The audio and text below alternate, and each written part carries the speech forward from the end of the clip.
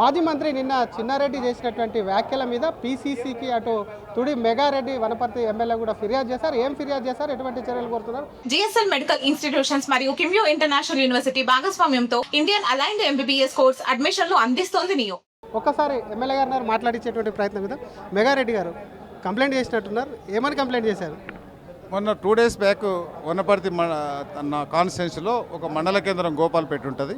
అక్కడ already Congress party office ఉంది. రెండో ఆఫీస్ ఓపెన్ చేయడానికి పోయి దీనికి అంతా తెరదీసి అనుచిత వ్యాఖ్యలు చేసిండు కాబట్టి ఇక్కడ వరకు రావాల్సి వచ్చింది. ఆయన చేసిన అనుచిత వ్యాఖ్యలు 1-2 విషయాలు. ఒకటి పీసీసీ కానీ ఏఐసీసీ కానీ నేను ఇచ్చిన బీఫామ్ తీసుకొని డబ్బులు తీసుకొని ఇచ్చిందని చాలా తీవ్రమైన కాంగ్రెస్ పార్టీ మీద ఆయన అసత్య ఆరోపణలు చేస్తున్నాడు. ఎందుకంటే ఆయనకి ఎమ్మెల్యేగా 8 సార్లు, ఎమ్మెల్సీగా ఒకసారి 9 సార్లు బీఫామ్ ఇచ్చిన కాంగ్రెస్ పార్టీ కన్నతల్లి లాంటి కాంగ్రెస్ పార్టీని అట్లా అనడానికి ఆయనకు నోరేట్లు వచ్చిందో మరి అప్పుడు అంతా డబ్బులు ఇసుకొని తెచ్చుకుని అనుకుంటే ఇప్పుడు కూడా డబ్బులు ఇస్తూ వస్తుంది. అది ఆయననే ఆన్సర్ చెప్పాలి. అంటే అప్పట్లో ఆయనకి ఇచ్చినప్పుడు కూడా డబ్బులు ఇచ్చి తీసుకున్నారా అనే అనుమానం ఉందా? మరి ఆయన చెప్పింది అదే కదా, అది ఆయనే చెప్పాలి. నేను కాంగ్రెస్ పార్టీ డబ్బులు తీసుకోదని చెప్తున్నా. ఒకవేళ తీసుకొని ఇచ్చిందని ఆయన చెప్తే 9 సార్లు ఎన్ని ఇచ్చిండో ఆయనే చెప్పాలి. సో నేను క్లారిటీ ఉన్నా. నేను అట్లా పార్టీ మీద నేనేం నిందలేయట్లే. నిందలు వేసినానే చెప్పాలి, అది తప్పు అని చెప్తున్నాం. దాంతోపాటు నేనే కాంగ్రెస్ నేనే వనపర్తి అని చెప్తున్నాడు. ఆయనకు తెలవాల్సింది ఏంటంటే పెద్ద మనిషికి, ఆయన యూత్ కాంగ్రెస్ నుంచి వనపర్తి నియోజకవర్గానికి ఎమ్మెల్యే పోటీ చేయడానికి వచ్చేసరికి 32 ఏళ్ళు కాంగ్రెస్ ఎమ్మెల్యేలు ఉన్నారు. ఆడ 32 ఏళ్ళు అప్పుడు జయరాములు గారి వరకు కాంగ్రెస్ ఎమ్మెల్యేలే ఉన్నారు. దాని తర్వాత టీడీపీ ఒక 17 ఏళ్ళు ఉంది, బీఆర్ఎస్ ఒక 5 ఏళ్ళు ఉంది. మొత్తం కాంగ్రెసే ఉంది. చాలామంది మేధావులు ఉన్నారు వనపర్తిలో, చాలామంది ఎమ్మెల్యేలు అయినరు. సో ఆయన అట్లా అనుకుంటే ఏం చేయలేరు. ఇప్పుడు వాళ్ళందరికీ కడుపు మండి ఇక్కడ వచ్చిన మా నాయకులు కావచ్చు, మా లీడర్లు కావచ్చు, 40 ఏళ్ళు భుజాల మీద పెట్టుకొని నిన్ను మోసినాం, మాకు ఏం చేయలేదు, సో నీ వద్దు నువ్వు తప్పుకో రిటైర్డ్గా అని చెప్తే కూడా మా రేవంత్ రెడ్డి గారికి ఆయన గౌరవించి ప్లానింగ్ బోర్డు వైస్ చైర్మన్ ఇస్తే కూడా గౌరవిస్తే కూడా ఆయన ఇట్లా చేస్తున్నట్టే మా మీనింగ్ లేదు సార్. మీరు వచ్చి ఆయన 40 ఏళ్ళ రాజకీయ జీవితాన్ని వాళ్ళేమో భుజాల మీద మోసుకున్నారంటారు. ఆ రాజకీయ జీవితాన్ని కట్టుకున్న దాన్ని అంతా నాశనం చేశారు, పడగొట్టారు అంటున్నారు. దాంట్లో పడగొట్టేది కూలగొట్టేది ఏముంటుంది చెప్పండి. 2018లో నేను నిలబడనని ఇక్కడ ఉన్న లీడర్లకు వనపర్తి ప్రజలకు చెప్పిండు. మళ్ళీ నిలబడి 52,000తో ఓడిపోయాడు. సో కార్యకర్తలు కూడా ఒక సహనం ఉంటుంది కదా. వాళ్ళు బీఆర్ఎస్ పార్టీలకు పోలేరు, ఇంకో పార్టీలకు పోలేరు, వాళ్ళు పని చేయాలి, వాళ్ళు ఒక లీడర్ కావాలి, ఒక ఎమ్మెల్యే కావాలి, పార్టీ అధికారంలో ఉండదా. సో వాళ్ళు మార్పు కోరుకున్నారు. సర్వేల ప్రకారం ఒక ఎగ్జాంపుల్ చెప్పాలంటే బీఫామ్ వచ్చింది, సెకండ్ లిస్ట్లో ఆయన చిన్నారెడ్డి గారి పేరు వచ్చింది. వచ్చినప్పుడు ఆయన రాలే వనపర్తికి, బీఫామ్ తీసుకొని పటాకులు కాల్చడానికి రాలే. బీఆర్ఎస్ వాళ్ళు కాల్చారు, పటాకులు కాల్చారు వనపర్తిలో. నేను పోయిన నెక్స్ట్ డే పోతే 30,000 మందితో ర్యాలీ చేశాను. వద్దు నీవే టికెట్ తీసుకున్నాను, నీవే గెలవాలని. అంటే వనపర్తి ప్రజల ఆకాంక్ష, వనపర్తి ప్రజల ఆ నిరంజన్ రెడ్డిని, ఆ కబ్జాకోర్ నిరంజన్ రెడ్డిని ఆ బీఆర్ఎస్ పార్టీ బొంద పెట్టాలని ఆ ప్రజలు డిసైడ్ అయి ఉన్నారు. దాంట్లో మెగారెడ్డి అయితే బాగుంటుందని వేసింది. అంతే. నన్ను చూసి వేసిందని కూడా నేనేం గొప్పలు చెప్పా, కాంగ్రెస్ పార్టీని చూసి వేసారు. మెగారెడ్డిని చూసేసారు, కార్యకర్తలు ఉన్నారు. కానీ ఎవరు వీళ్ళంతా ఎక్కడున్న వాళ్ళు పార్టీని మొత్తం పాతలంతా తొక్కేస్తున్నారు అంటారు. 100% తప్పు. ఆయన ఎంబడి అందరు కాంగ్రెస్ పార్టీ వాళ్ళు ఇక్కడ ఉన్న వాళ్ళందరూ ఆయన ఎంబడి ఉన్న వాళ్ళే. సో ఇప్పుడు నేను అందరినీ మనతోనే ఉండరు, మార్కెట్ చైర్మన్లు కావచ్చు, వైస్ చైర్మన్లు కావచ్చు, సర్పంచ్లు కావచ్చు, అందరు పాత కాంగ్రెస్ పార్టీ క్యాడరే ఉంది ఇక్కడ. సో ఆయన చెప్పిందంతా అబద్ధం.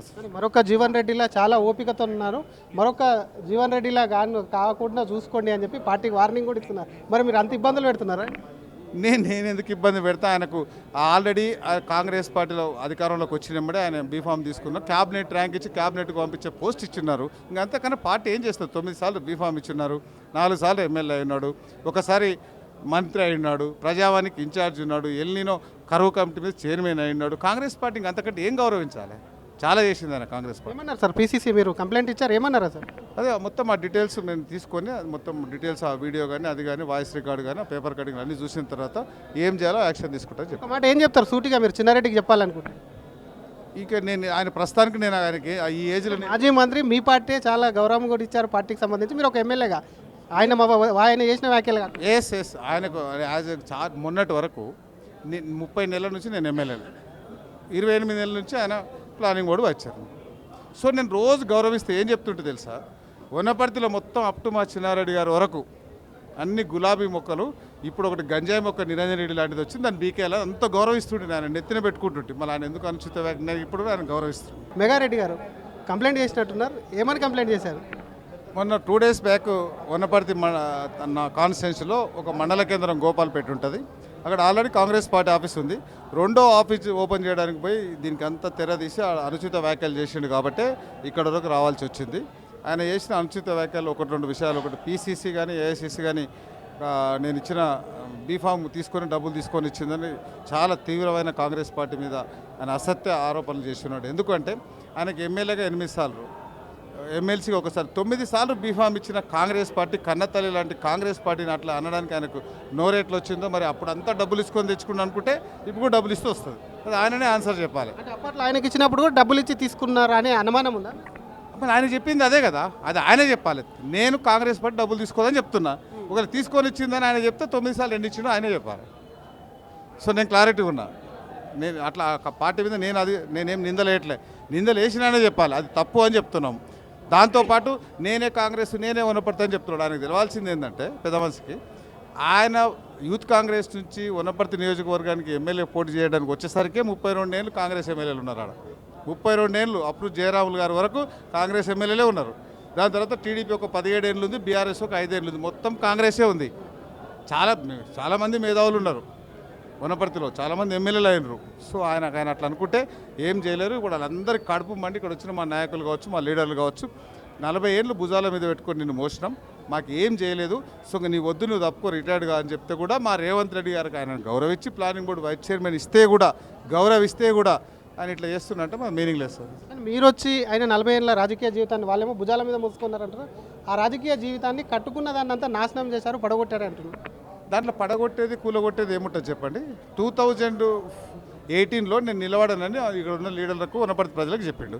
మళ్ళీ నిలబడి 52,000తో ఓడిపోయాడు. సో కార్యకర్తలు కూడా ఒక సహనం ఉంటుంది కదా, వాళ్ళు బీఆర్ఎస్ పార్టీలకు పోలేరు, ఇంకో పార్టీలకు పోలేరు, వాళ్ళు పని చేయాలి, వాళ్ళు ఒక లీడర్ కావాలి, ఒక ఎమ్మెల్యే కావాలి, పార్టీ అధికారంలో ఉండదా.